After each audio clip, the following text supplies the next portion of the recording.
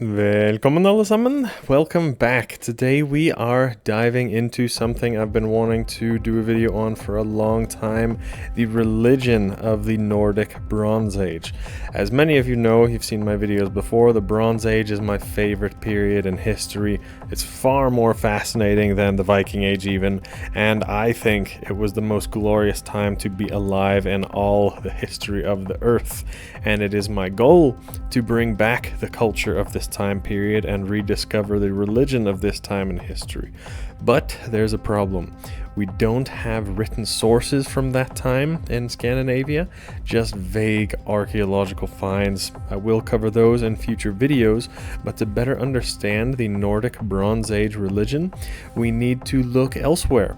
And I've found some amazing connections. When I visited Crete last summer, I dove deep into the Minoan religion, the dominant Mediterranean culture of the Bronze Age, and the similarities to the later Norse religion are eye-opening. We know that they had vast trade networks in the Bronze Age going from the Mediterranean all the way up to Scandinavia, and they shared many treasures, they shared many aspects of their culture and even religion. We know this.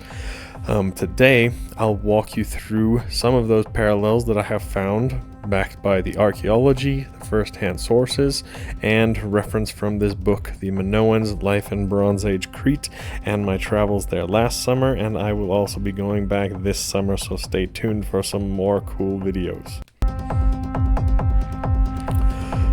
So number one, the great goddess and the parallels to the Norse Freya.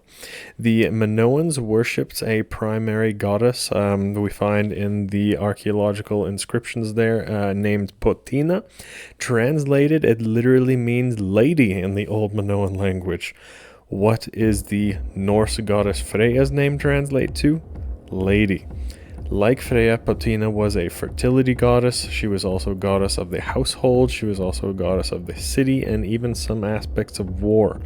Some scholars have assumed that the Minoans worshipped a great goddess in the Mediterranean that they called Magna Mater, like Great Mother or something like that, and then they later divided her up into a series of more specialized female divinities, exactly like we think happened with Freya and Frigg and a lot of the other Norse goddesses. They are often interpreted as being one and the same goddess originally, but they may be split up or assimilated depending on the source.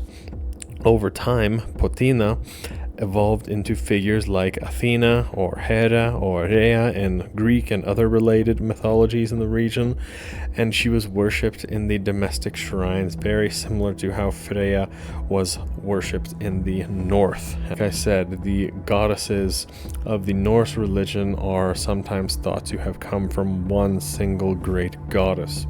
Another very interesting connection here, you see household snakes.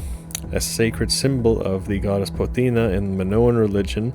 It lived near the hearth and was offered food, just like the Nissa or Tomte was in Norse folklore, a little bit more modern times, but certain snakes were kept near the property and fed in order to bring good fortune and ward off illness or bad luck in Scandinavian tradition.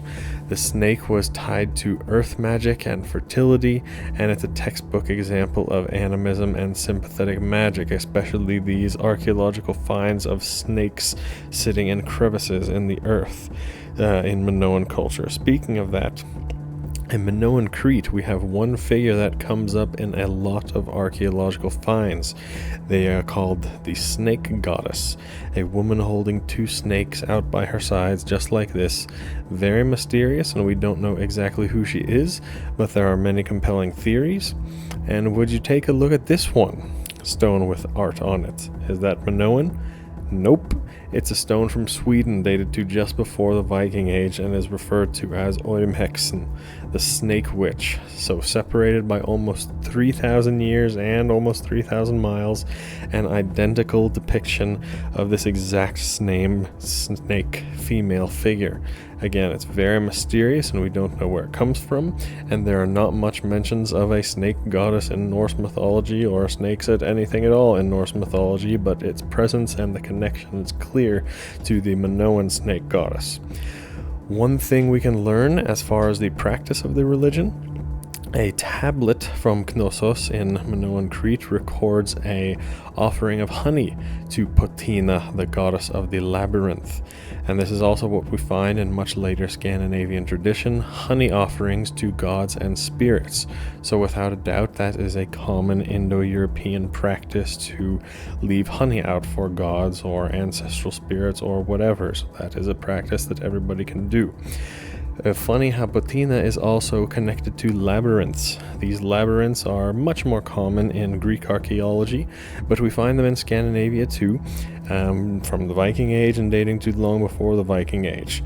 Later folklore connects labyrinths to trapping trolls or bad spirits, but there is a much more complex symbolism to labyrinths that we will go over in other videos. There are incredible aspects of the belief system.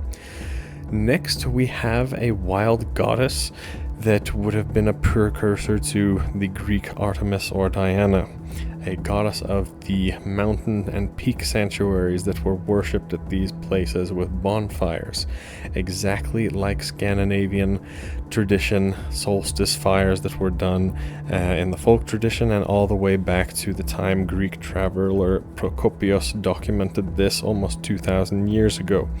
Also compare this to the sacred hills and mountains we find in the Norse sagas. Helgafell is one. You can compare Lifjaberg and many other hills and mountains. Both cultures regarded these places as sacred, these peaks, although it's a lot more developed evidence of this in the Minoan civilization, with their temples and shrines at the top of these highest hills. Also, we have caves as sacred places, and they are connected to an earth goddess and childbirth.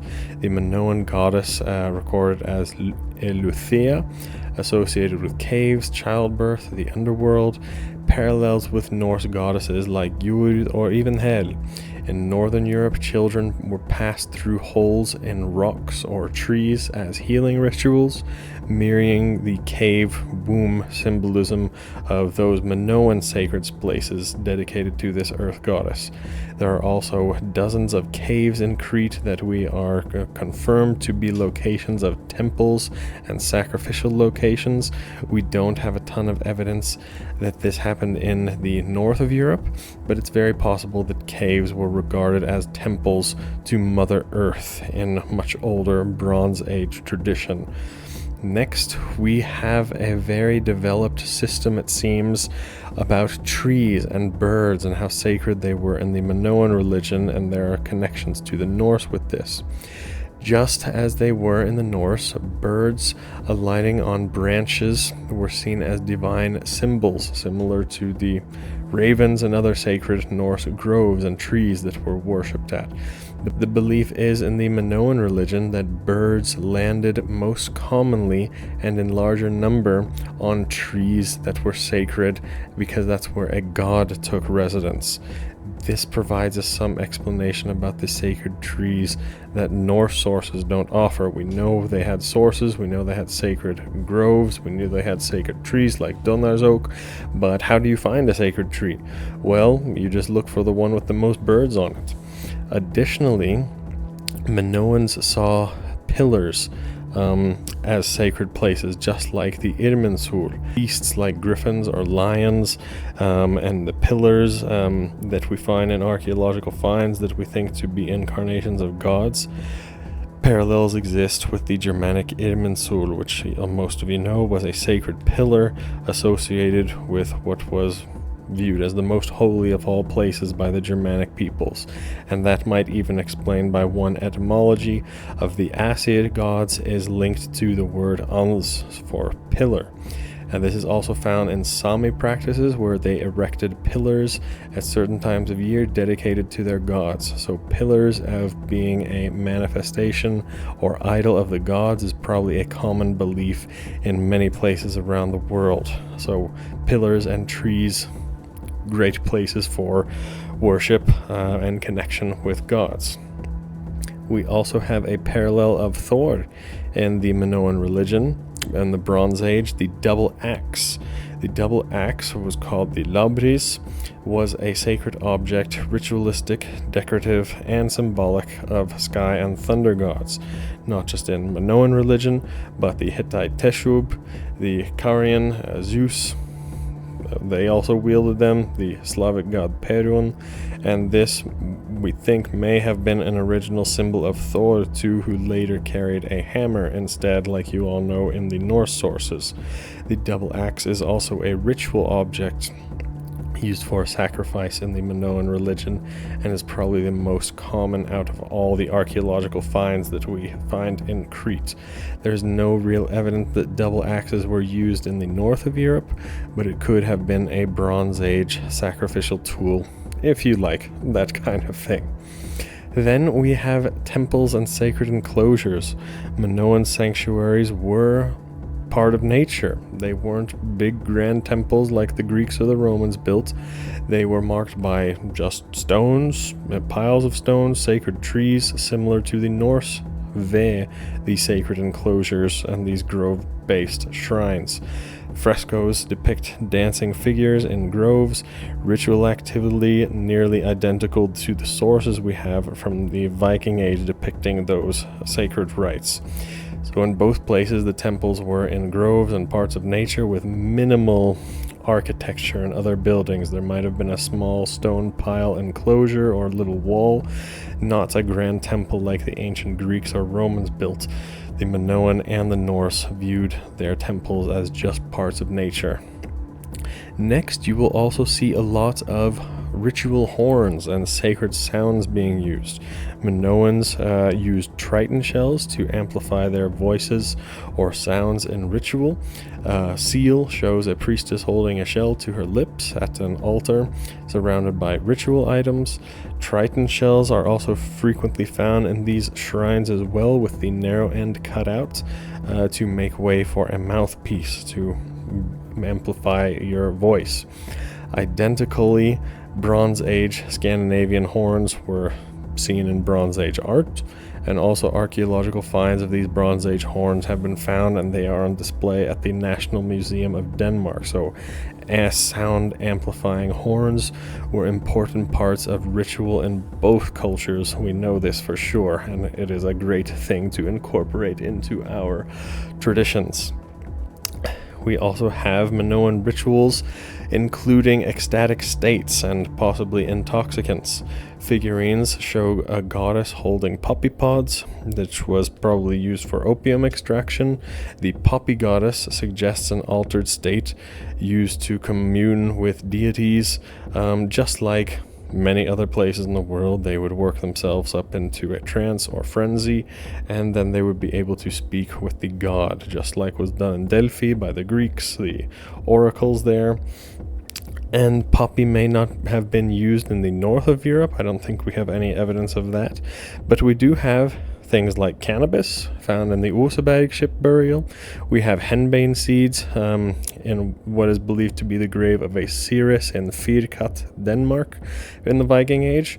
So we think that Norse priestesses also used intoxicants to get into altered states for rituals like Seider or other ritual trance states, communing with gods or spirits.